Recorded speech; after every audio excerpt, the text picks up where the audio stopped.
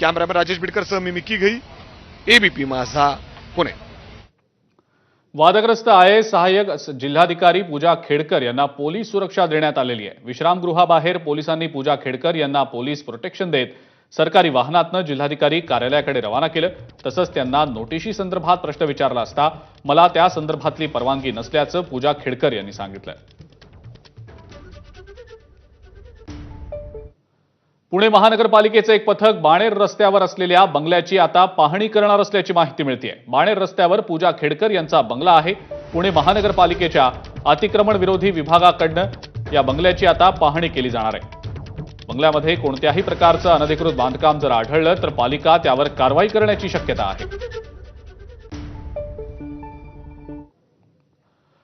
वादग्रस्त आयएएस अधिकारी पूजा खेडकर यांच्या अडचणी वाढलेल्या आहेत। यूपीएससीला बनावट दस्तावेज दिल्या प्रकरणाच्या चौकशीसाठी केंद्राकडून आता समिती स्थापन करण्यात आलेली आहे।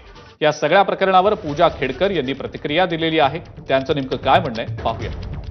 नहीं, actually I am not authorised to speak on this matter. Mobile बाकी पोलिसांनी तुम्हाला काही नोटीस बजावली आहे का?